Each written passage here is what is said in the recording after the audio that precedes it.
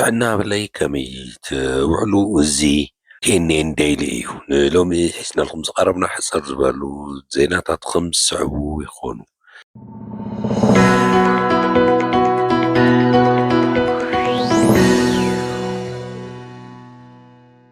ፃውዒት ኤርትራ ንተጋሩ ኣክቲቪስት ብቕልጽምና ክነፍርሶም ኢና ክብል ቀዳማይ ሚኒስትር ኣብይ ኣሕመድ ገሊጹ።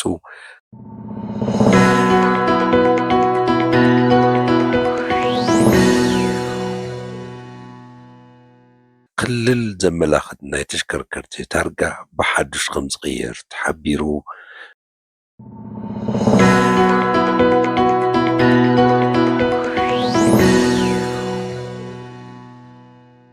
መግለፂ ቅዋም ላዕለዎት ማእኸሎትን ኣመራርሓ ሕወሓት ኣብ መወዳእታ ክነቕርበልኩም ኢና። እዚ ቻናልና TNN ዴይሊ ኣብ ቀረባ እዋን ስርሑ ዝጀመረ እንትኾን ማሕበራውን ኢኮኖሚያውን ፖለቲካውን ኩነታት ከባቢና ዝምልከት ዜናታትን ካልኦት ናይ ቢዝነስ ጠንከፍ ዝኾኑ መረዳእታታትን ንክትረኽቡ ቻናልና ላይክ ሰብስክራይብ ምግባርኩም ኣይትዘንግዑ። ናይ መጀመርታ ኣርስትና ክንሰግር። ፃውዒት ኤርትራ ንተጋሩ ኣክቲቪስት ኣፈኛ ህግደፍ ዝኾነ ኣወል ስዒድ ናይ መንግስቲ ቅዋም ብዕሊ ኣብ ናይ ዩቲዩብ ቻነሉ ኣብ ዝነብሮ ፕሮግራም ተጋሩ ኣክቲቪስት ፃውዒት ኣቕሪቡ ኣሎ። ምስቲ ፃውዒት ተታሒዙ መንግስቲ ሃገሩ ምንም ከም ዘይብለይ እውን ገሊጹ። ብተወሳኺ እውን መልእኽቲ ፕሬዚዳንት ሃገረይ ብምባል ትግራይ ድሕሪ ደጊም ብምንም መልክዑ ኣይትዕፆን እያ ህዝቢ ትግራይ እውን ኣይጠምን ክብል ሓቢሩ ኣሎ።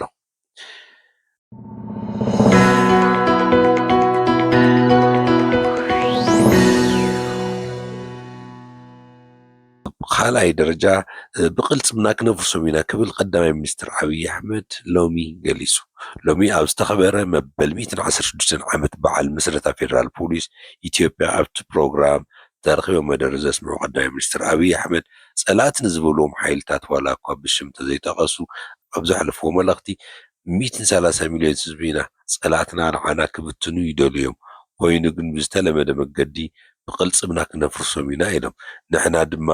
ጸኒሕና ክንነብር ኢና ዕላማና ብሄራዊ ጥቕምና ምኽባር ቀዳማይ ተግባርና እዩ ክብሉ ገሊፆም።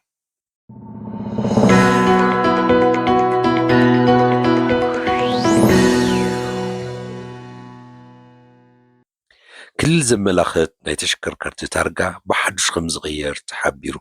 ሚኒስትሪ ትራንስፖርትን ሎጂስቲክስን እቲ ስርዓት ንምቕያር መጽናዕቲ ይካየድ ኣለዎ ኢሉ። ሚኒስትሪ ትራንስፖርትን ሎጂስቲክስን ክልል ዘመላኽት ናይ ተሽከርከርቲ ታርጋ ብሃገራዊ ኢት ንምቕያር ምድላው ከም ዘሎ ተፈሊጡ። እዚ ዝተፈለጠ እቲ ሚኒስትሪ ሚያዝያ 22 2027 ምስ ላዕለዎት ኣመራርሓን ሰራሕተኛታት እቲ ትካልን ካልኦት ተፀዋዕቲ ትካላትን መሃሉ ዘመናዊ ዝብል ሃገራዊ ሰነድ ምይይጥ ክገብር ከሎ እዩ። ሪፖርተር ከም ዝሓበሮ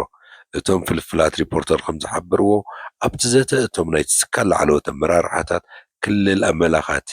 ዝኾነ ታርጋ ሓደ ዓይነት ብዝኾነ ሃገራዊ ከም ዝትካእ ኣፍሊጦም ክብሉ ገሊፆም። እዚ ናይ ታርጋ ዋሃባ ምቕያር ኣድላይ ዝኾነሉ ምኽንያት ክልል ሓባሪ ታርጋ ዘለዎን ተሽከርከሪ ንሓደጋን ናይ ሽብር ጥቕዓት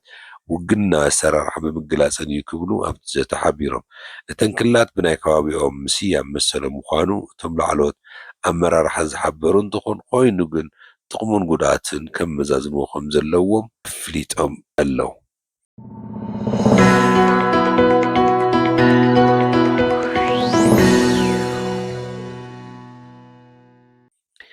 ኣብ መወዳእታ መግለፂ ቅዋም ላዕለዎትን ማእኸሎትን ኣመራርሓ ሕወሓት ሙሉእ ትሕዝትኡ ንኽተዳምፁ እናዓደምና ናይ ሎሚ ፕሮግራምና ኣብዚ ንዛዝም። ቻናልና ላይክ ሰብስክራይብ ሼር ምግባርኩም ኣይትዘንግዑ። ሰናይ ግዜ። መግለፂ ቅዋም ላዕለዎትን ማእኸሎትን ኣመራርሓ ሕወሓት ሓደ መእተዊ ህዝቢ ትግራይ ብመሪኽ ውድቡ ሕወሓት እናተመርሐ ድሕሪ ዘካየዶ መሪር ናይ 17 ዓመት ብረታዊ ተጋድሎ ክቡር መስዋዕትነት ከፊሉን ፋሽስታዊ ስርዓት ደርጊ ስዒሩ ዓዲ ካብ ምንብትታን ዘድሓነ ሓዱሽ ሕገ መንግስታዊ ስርዓት ክትከል ዝገበረ ህዝቢ እዩ። ንሕገ መንግስታዊ ስርዓት ተኸቲሉ ብዝሃቦ መሪሕነትን ዘካየዶ ኩለ መዳይ ቃልስን ኣብ መላእ ሃገር ንሰለስተ 10 ዓመታት ዓለም ዝመስከሮ ኣብ ሰላም ኣብ ልምዓትን ዲሞክራስን ዘኹርዕ ታሪክ ንምስራሕ ተኻኢሉ እዩ። ኣብ ጉዕዞ ሰላማውን ልምዓታውን ዲሞክራሲያውን ቃልስና ንሃለና ኣብ ሕሉፍ ቃልስና ዝተሰዓሩ ጸላእቲ ህዝቢ ትግራይ ኣብ ውድብና ህወሓትን ህዝቢ ትግራይን ዘነጻጸረ ናይ ጽልኢት ዘየቋርጽ ጸለመን ወፍረታትን እናተኻየዱ ድሕሪ ምጽናሕ ህዝቢ ትግራይ ንምጽናት ሕዚ ይከኣል እዩ ኢሎም ኣብ ዝገመትዎ ግዜ ዘራያት ኣኪቦም ኣብ ልዕሊ ህዝብና ጆኖሳይድ ክፍጸም ኣብ ዓድና ድማ ታሪክ ይቕረ ዘይብሎ ኩለ መዳይ ግፍዕን ብርሰትን ፈጺሞም እዮም። እቲ በሰላ ኩናት ተቐዲሙ ዝርዳእ ወረጃ ህዝብናን መሪሕ ውድቡ ህወሓትን ብተደጋጋሚ ንሰላም ኢዶም እንተዘርግሑ እውን ሰማዒ ስለ ዘይተረኸበ ከም ህዝቢ ዝነበረና ብሕታዊ መማረፂ መኪትካን ስዒርካን ምውፃእ ጥራሕ ብምንባሩ ብመሪሕ ውድቡ ህወሓት እናተመርሐ ኣንጻር እቲ ኣብ ልዕሊኡ ዘካየዶም መሪር ጽንተትን ደጀን ግንባርን ብምትእስሳር ብመስተንክራዊ ጽንዓት መኪቱ ናይዚ ውፅኢት ድማ ውዕሊ ሰላም ፕሪቶርያ ክፈረም ኣኽኢሉ እዩ። ስምምዕ ፕሪቶርያ ዝፈጠሮ ናይ ሰላም ሃዋህው እንተሃለወ እኳ ብምሉእነት ክትግበር ብዘይምኽኣሉ ኣብ ትሕቲ ወረርቲ ዘሎ ህዝብና ሓራ ይወፀን ሕገ መንግስታዊ ግዝኣት ትግራይ ናብ በዓል ዋንኡ ኣይተመለሰን ዝተመዛበለን ዝተሰደደን ህዝብና ናብ መረበቱ ክምለስ ስለ ዘይተገበረ ሕዚ እውን ከርፋሕ ናብራ ክደፍእን ተወሳኺ ዋጋ ይኸፍልን ኣሎ። ኣብ ትሕቲ ወረርቲ ዘሎ ህዝብና እውን መሰሉ ተጎፊፉ ጥራሕ ዘይኮነስ ብመንነቱ ምኽንያት ብሰላሕታ ይጸንት ኣሎ። ኣብ ልዕሊ ህዝብና ዝተዳዕነኑ ማእለያ ዘይብሎም ጸገማት ንኽፍትሑ ዘኽእል ጥንኩር ውሽጣዊ ሓድነትና ዓቂቡ እስትራቴጂክ ዓቕምታት መኸተ ወዲቡ ብቑዕ መሪህነት ብምሃብ ናይ ምድርዳር ዓቕምና ክብርኽን ስምምዕ ፕሪቶርያ ብዝተማልአ ኣገባብ ንኽፍጸምን ኣብ ክንዲ ምምራሕ ንውልቀ ስልጣኑን ረብሑን ክብል ብሄራዊ ረብሓታትና ምህጋር ተጸሚዱ ክሰርሕ ዝጸንሐ ሓድሽ ገዛእ ደርቢ ጉጅለ ብሄራዊ ክሕደት ናይዚ ኩሉ ጥፍኣት ብሞራልን ብታሪኽን ብዝለዓለ ደረጃ ተሓታቲ ምዃኑ ክስመረሉ ይግባእ። ጉጅለ ብሄራዊ ክሕደት ንውድብና ኣፍሪሱ እስትራቴጂክ ዓቕምታት መኸተና በቲኑ ሓድነት ህዝቢ ትግራይ ብምድኻም ናይ ምግባር ተኽእልኡ ተመንዚዑ ብጸላእቲ ንኽንብርከኽ ምስ ናይ ውሽጥን ግዳምን ሓይልታት ተላፊኑ ስልጣን ብቐዳምነት ንኽብሕት ኩሉ ዓይነት ርብርብ እናካየደ ጸኒሑ እዩ። ይኹን እምበር ውድብና ህወሓት ንኩሎም እስትራቴጂክ ዓቕምታት መኸተና ብምትሕብባር ዘካየዶ ውሕሉል ሰላማዊ ፖለቲካዊ ቃልሲ ንምልኣተ ህዝብና ብዘሳተፎ ወፍርን ቢታን ነቲ ስልጣን ብሒቱ ኣንጻር ብሄራዊ ረብሓና እናሰርሐ ጸንሐ ሓድሽ ገዛእ ደርቢ ካብዚ ዝሓዞ ስልጣን ክእለሳላ ዝተገበረ ንሱ ኣብ ውሽጡ ሓቢኡ ህዝቢ እናደነጋረሉ ጸንሐ ናይ ኣሰላልፋ ባህሪኡ እንትቃላዕን ናብ ደንብኡ እንትጽምበር ንሕና ድማ ኣብ ህዝባዊ ዕላማና ሰሚርና ረብሓታትን ባህግታትን ህዝቢ ትግራይ ኣብ ዘረጋግጹን ዘበስሩን ወሰንቲ ብሄራዊ ኣጀንዳታት ክንዝቲ ምቹው ኩነታት ተፈጢሩ ኣሎ። ካብዚ ብምብጋስ ኣብ ሕሉፍ ዝባኸነን ግዜን ዘምለጠናን ዕድላትን ጸጋታትን ንምክሓሓስ ብዘኽእል ናይ ህዝብና ሕቶታት ደረጃ ብደረጃ ንምፍታሕ መሪሕነት ጭቡጥ ተግባራዊ ምንቅስቓስ ንምጅማር ማእኸል ዝገበሩ ወሰንቲ ብሄራዊ ኣጀንዳታት ንዝትየሉ ብሄራዊ ሓድነትና ንውሑስ ሉዓላውነትና ኣብቲ ትዝብል መሪሒ ሓሳብ ተዓጂቡ ሓደ ኣብ ሕሉፍ 6 ዋርሕ ዝነበረና ፈጻጽማ መደባት ምግምጋም፣ 2 ህልዊ ዓለማዊ ጂኦፖለቲካውን ሃገራውን ኩነታት ብመንጽር ንትግራይ ዝህልዎ ትርጉም፣ 3 ቀጸልቲ ናይ ቃልሲ ኣንፈታትን ማእኸል ዝገበረ መድረኽ ላዕለዎትን ማእኸለዎትን ኣመራርሓ ህወሓት ብዕውት መንገዲ ተሳሊጡ ኣሎ። 2 ናይዚ ክልላዊ መድረኽ ተሳተፍቲ ኣካላት ኣብዚ ክልላዊ መድረኽ ዝተሳተፉ ላዕለዎትን ማእኸለዎትን ኣመራርሓ 240 ደቂ ኣንስትዮ ዝተሳተፋሉ ብድምር 1337 ተሳተፍቲ ዝተረኸብሉ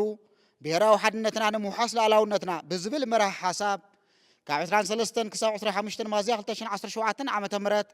ኣብ ከተማ መቐለ ኣዳራሽ ሓወልቲ ሰማዕታት ተኣኪብና ኣብ ኣጠቓላሊ ኩነታት ውድብና ህዝብና ዝርዝር ገምጋም ምይጥን ኣካይድና ዘለውና ተደራረብቲ ጸገማት ዝፍትሐሉ ናይ ቃልሲ ኣንፈት ብምንጻር መድረኽና ብዕውት ኣገባብ ተዛዚሙ ኣሎ። ካብ ታሪክ ቃልስናን ህዝብናን መሪሕ ውድብና ህወሓትን ንወስዶ ተመክሮ እንተሃለወ እቲ ጉዕዞ ብልሙፅ መንገዲ ጥራሕ ዝውዳእ ስለ ዘይኸውን ኣብዚ ሓድሽ ምዕራፍ ሰላማውን ፖለቲካዊ ቃልሲ ፈተንትን ህልኽካ ዘውድኡ ፈተናታትን ክገጥሙና ከም ዝኽእሉ ኣሚትና ባህግን ክብርን ህዝብና እውን ንምግባር ደምዲምና ከም ዝስዕብ በዓል 10 ሓበራዊ ቅዋም መግለፂ ኣውፂና ኣለና። 3 መግለፂ ቅዋም 1 ብሄራዊ ሓድነትና ንምውሓስ ሉዓላውነትና ኣብ ትሕቲ ዝብል መራሒ ሓሳብ ብምዕሳል ግዝኣታዊ ሓድነትና ናብ ዋንኡ ክምለስ ተመዛበልትን ዝተሰደደ ህዝብና ውሕስንኡ ተሓልዩ ናብ መረበቱ ክምለስ ኣብ ትሕቲ ወረርቲ ሓይልታት ኮይኑ ሓሳረ መከሩ ዝሪ ዘሎ ህዝብና ሓራ ንኽወፅእ ኩሎም እስትራቴጂካዊ ዓቕምታት መኸተና ብምትሕባር ሰላማዊ ፖለቲካዊ ቃልሲ ከም እንሕይል ቃል ንኣቱ። ክልተ ንመደባት ሕወትን ዳግመ ህንፀትን ዝለዓለ ትኩረት ብምሃብ ብዝተወደበ ናይ ሓፋሽ ምንቅስቃስ ክምራሕ ብምግባር በብደረጃኡ ዘሎ መሪሕነት ብዝለዓለ ተወፋይነት ወሲኑ ክወፍር ካብ ተሳትፎ ሓፋሽ ተነፂሉ ዝካየድ ምንቅስቃስ ቀላልነት ዘይብሉ ብምዃኑ ብምግንዛብ ባህጊ ህዝብና ብምትንታን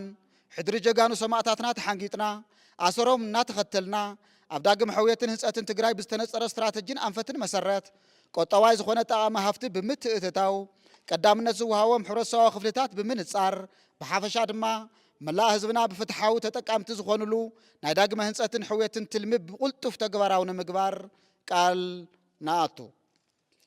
ሰለስተ ኣብ ዝሓለፉ እዋናት ህዝብና ብቁዕ ግልጋሎትን ፍትሕን ንኸይረክብ ብባዕላውን ወዳዓውን ምክንያታት ኣብ ዝኸፍአ ፀገምን ግልጋሎትን ፃምእ ፍትሕን ምፅንሑ ንርዳእ ኢና። ኣብዚ መዳይ ህዝብና ልቢ ብምዕባይ ንዘረኣያ ተፀዋርነትን ትዕግስትን ድማ ንንእድ ኢና። ነዚ ብምርዳእ ኣብ መዳይ ዘፈርፀታን ድሕነትን ዝረኣዩ ፀገማት ኣብ ውራ መሬትን ምሕደራ መዓድንን ዝረአ ዘሎ ሓደገኛ ኩነታት ህዝብና ኣሳቲፍና ናብ ስርዓት ክኣቱ ብምግባር ኣብ ስሉጥን ኣወሃባ ግልጋሎትን ፍትሓዊ ተጠቃምነትን ክረጋገፅ ኣበርቲዕና ከም እንቃለስ ንዝነበሩ ፀገማት ፈቲሕና ንሕሉፍ ብዘከሓሕዝ ንህዝብና ክነገልግል ቃል ንኣቱ። ኣርባዕተ ብሰንኪ ጀኖሳይድ ዝተሃሰየ ቁጠባና ክሳብ ሕዚ ናብ ንቡር ናይ ምምላስ ስራሕቲ ብዕቱ ኣይተጀመረን። በዚ ምክንያት ድማ መጠን ድኽነት እናወሰኸ ይኸይድ ብምህላው ህዝብና ብፍላይ ድማ ኣብ ትሕቲ ወረርቲ ዘሎ ዝተመዛበለን ዝተሰደደን ህዝብና ምስ ዝፍጠር ዘሎ ዓለማዊ ኩነታት ለገስቲ ትካላትን ክገብርዎ ዝፀንሑ ውስን ሓገዝ ምቁራፁ ስዒቡ ኣብ ህዝብና ካልእ ተወሳኺ ፀገም እናኾነ ይመፅእ ኣሎ። ስለ ዝኾነ ድማ ቁጠባዊ ሕውየት ምርግጋፅ ንፅባሕ ዘይበሃል ናይ ህልውና ሕቶ ኮይኑ ይመፅእ ብምህላው ኣብ ምድንፋዕ ማእቶ ዝለዓለ ርብርብ ብምግባር ዓርሰ ምርስኮሳና ዘውሑ ስራሕቲ ንምስራሕን ዓርሰ ምትሕጋዝ ብምጥንኻርን ብዝለዓለ ሕራነ ከም እንረባረብ ነረጋግፅ። ሓሙሽተ ስምምዕ ፕሪቶርያ ውፅኢት ክቡር መስዋዕትነትና እዩ። እዚ ስምምዕ ንዝተኣወጀልና ጀኖሳይዳዊ ኩናት ዓጊቱ ናብ ሰላማዊ ፖለቲካውን ቃልሲ ዘሰጋገረና ስለ ዝኾነ ብግቡእ ንኽትግበር እናተቃለስና መፂና ኢና። ንተግባራውነቱ ድማ ሕዚ እውን እንተኾነ ተወሳኺ መስዋዕቲ ንኸፍል ኣለና። ይኹን እምበር ብሰንከ ውሽጥና ተፈጢሩ ዝፀንሐ ብሄራዊ ክሕደት ብወገን መንግስቲ ኢትዮጵያን ተፈፃምነት ዝስምዕ ቁርፀኛ ዘይምዃን መደራደርቲ ኣካላት እውን ዕጥቂ ፍትሑ ካብ ምባል ሓሊፎም እቲ ስምምዕ ብፓኬጅ ንኽፍፀም ዘርእይዎ ድልውነት ውስን እዩ። እዞም ፀገማት ተመጋጊቦም እቲ ስምምዕ ክሳብ ሕዚ ብምሉእነት ኣይተተግበረን። ብሰንኪ እዚ ድማ ኣብ መዕቆቢ ማእኸላት ስደትን ትሕቲ ወረርትን ዘሎ ህዝብና ኣደዳ ጥምየት ሕማምን ሞቱን ይኸውን ኣሎ። እዚ ፀገም ክፀወሩ ኣብ ዘይኽእለሉ ብርኪ እውን በፂሑ ይርከብ። ሕዚ እውን ኣብዚ መዳይ ዝተረኣየ መሰረታዊ ፖለቲካዊ ፀገም ብምፍታሕ ሕገ መንግስታዊ ላዕላውነት ትግራይ ብመሰረት ስምምዕ ፕሪቶርያ ክምለስ ህዝብና ሓራ ክወፅእን ውሕስንኡ ተሓሊና መረበቱ ተመሊሱ ስሩዕ ህይወቱ ክመርሕ ፖለቲካዊ ዘተ ክጅመር ገበን ጀኖሳይድ ኣብ ልዕሊ ህዝብና ዝፈፀሙ ኣካላት ተሓታትነት ክረጋገፅ መደባት ሕውየትን ዳግም ህንፀትን ብዕሊ ክጅመር ስምምዕ ፕሪቶርያ ዘፈራረሙ ኣካላትን ማሕበረሰብ ዓለምን ኣፈፃፅማ እቲ ስምምዕ ክግምግሙ ግቡእ ቃልሲ ክግበረሉን እናፀዋዕና ህልውና ህዝብና ንምውሓስን መሰል ዓርሰ ውሳነና ንምርግጋፅን ኩለ መዳይ ሰላማውን ፖለቲካውን ቃልስና ከም እንሕይል ቃል ንኣቱ። ሽዱሽተ ውድብና ሕወሓት ብህዝቢ ተፈጢሩ በብምዕራፍ ቃልሱ ህዝቢ ወጊኑ ብሓዊ እናተፈተነ ብህዝቢ ተሳሒሉ ኣብ ጉዕዞ ቃልሲ ዘጋጠሞ ውሽጥን ግዳምን ፈተናታት ምስ ህዝቡ ኮይኑ እናበድሀ ን50 ዓመታት ኣብ ቃልሲ ዓወትን ፅናዓትን ዘለቀ ህዝባዊ ውድብ እዩ። ስለ ዝኾነ ድማ ኣፍልጦ ውድብና ሕወሓት ዝምልከት ኣብ ልቢ ህዝቢ ትግራይ ተኸቲሙ ዝሓደረን ብህዝቢ ትግራይ ዝውሰን ምዃኑን ንኣምን ኢና። ይኹን እምበር ብሰንኪ ዘጋጠመና ጀኖሳይዳዊ ወራር ሕጋዊ ሰውነት ውድብና ብመንግስቲ ኢትዮጵያ ተሰሪዙ ድሕሪ ምጽናሕ ኣብ ስምምዕ ፕሪቶርያ ናብ ንቡር ንኽምለስ ዕልባ ዝረኸበ ጉዳይ ምዃኑ እናተፈለጠ ብቦርድ መረፃ ኢትዮጵያ ብተደጋጋሚ ንስምምዕነት ፕሪቶርያ ብዝፃረር ኣገባብ ናብ ተራ ቴክኒካዊ ጉዳይ ወሪዱ ውድብና ከም ብሓድሽ ንኽምዝገብ ንዘካየዶ ህዝባዊ ምኸተ ከም ዓማፂ ንኽቁፀርን ተደጋጋሚ ፃጥ ንኽገብር ምፍታኑ እናኾነና ሕዚ እውን ብመሰረት ስምምዕ ፕሪቶርያ ሕጋዊ ሰብነት ውድብና ናብ ንቡር ንኽምለስ ንፅውዕ። ሸውዓተ ህዝቢ ትግራይ ብሳላ ቃልሱን መስዋዕቱን ካብ ዘረጋገፁ ሕገ መንግስታዊ መሰላት ሓደ ምኽባር ላዕላዊ ስልጣን ህዝቢ ምዃኑ ይፍለጥ። መግለፂ ድማ ብዝመረፆ መንግስቲ ክመሓደር ምዃኑ እዩ። ይኹን እምበር እዚ ከምዚ ዝበለ መሰረታዊ መሰል ተደፊኡ ብዘይ መረፆ ግዛዊ ምሕዳር ክመሓደርን ተፈሪድዎ ኣሎ ኣብ ልዕሊ እዚ ድማ ሕጋዊ ቤት ምክሪ ክፈርስ ተገይሩ ሓደ ግዜ መኻሪ ካውንስል ስዒቡ ድማ ግዜያዊ ቤት ምክሪ ብዝብል ንሕገ መንግስታዊ ስልጣን ህዝቢ ዝጥሕስ ህዝብና ዘይተሳተፈሉ ገዚፍ ናይ ግልጽነት ፀገም ዘለዎ ገዛኢ ሓይሊ ኣብ ልዕሊ ህዝብና ክቕመጠሉ ተገይሩ እዩ እዚ ድማ ፍጹም ፀረ ዲሞክራስን ፀረ ሕገ መንግስትን ብምዃኑ ፍጹም ተቐባልነት ከም ዘይብሉ እናረጋገጽና ካብ ግዜያዊ ምሕዳር ናብ ህዝቢ ብዝተመረፀ መንግስቲ ንምስግጋር ኩሎም ፖለቲካዊ ሓይልታት ትግራይ ብማዕረ ዝወዳደርሉ ሰላማዊን ዲሞክራሲያውን ፍትሓውን መረፃ ንምክያድ ግዜያዊ ምሕዳር ትግራይ መንግስቲ ኢትዮጵያ ኩሎም ፖለቲካዊ ሓይልታት ትግራይ ነዚ ዘድሊ ብቑዕ ቅድመ ምድላው ክገብሩ ንፅውዕ 8 ረብሓን ሓደጋን ህዝቢ ትግራይ ሓበራዊ ምዃኑ ናይ ርሑቕን ቀረባን ታሪክና ዝተምሃርናዮ ሓቂ እዩ ስለ ዝኾነ ድማ ሓድነት ህዝቢ ትግራይ ንምዝራግን ብገርህን ብጉርሕን ብግልፅን ብሕቡእን ዝሰርሑ ዘለዉ ኣካላት ኣደብ ክገብሩ እናፀዋዕና ንዝረኣዩ ዘለዉ ፀገማት ትርጉም ብምሃብ ብኣጋ ክእረሙ ክግበር ብሄራዊ ሓድነትን ክብርን ህዝብና ተዓቂቡ ክዘልቕ ግዜያዊ ምሕዳር ትግራይ ተናሕናሕቲ ውድባት ፖለቲካ ትግራይ መራሕቲ ሃይማኖት ዓበይቲ ዓዲ ኣብ ውሽጢ ዓድን ወፃእን ዝነብር ህዝብናን ይግባእን ባህልቲ ኣካላትን ኣብ ምጥንኻር ውሕስ ህላዋና ዝኾነ ሓድነትና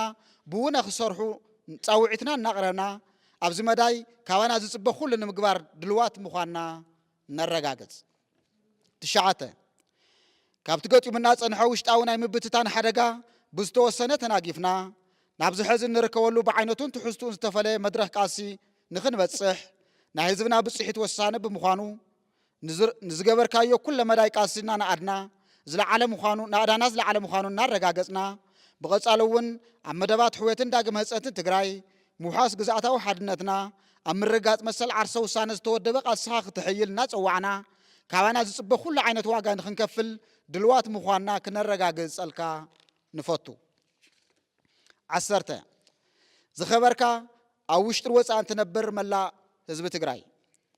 ሰላ ተወዲብካ ዝመከትካ ኣብ ልዕልና ዝተፈነወ ናይ ጀኖሳይዳዊ ኩናት ኣብ ምምካት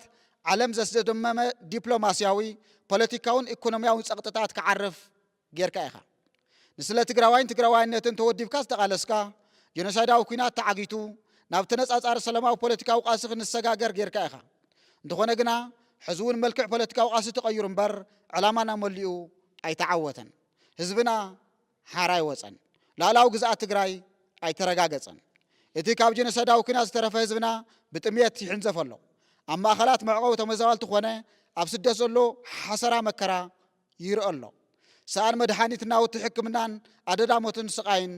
ይኸውን ኣሎ ብሓፈሻ ናይ ህዝብና ኩለ መዳይ ፀገማት ሕዚ እውን ኣይተፈትሑን ስለ ዝኾነ ድማ ባህጊ ትግራይን ህዝባን ብዝተማልአ መንገዲ ክሳብ ዝረጋገፅ ከም ልማድኩም ብዝተወደበ መንገዲ ቃልስኹም ክትሕይሉና ፀዋዕና ውድብና ሕዋሕት ማእኸል ስሕበት ፖለቲካውን ሰላማውን ቃልሶም ምኽባር ላዕላውነት ኣብ ትሕቲ ወረርቲ ዘሎ ህዝብና ሓራ ምውፃእ ዝተመዛበለን ዝተሰደደን ህዝብና ናብ መረቦቱ ኣብ ምምላስ ማእኸል ገይሩ ክመርሕ ወሲኑ ክቃለስ እዩ ብሄራዊ ሓድነትና ንምውሓስ ላዕላውነትና ውድብና ብምጥንኻር ንመድረኻዊ ተልእኹ ነብቅዕ ዘላለማዊ ክብሪ ንጀጋኑ ሰማዕታትና ላዕለወትን ማእኸለወትን ኣመራርሓ ሕወሓት 25 ሚያዝያ 2017 ዓ.ም መቐለ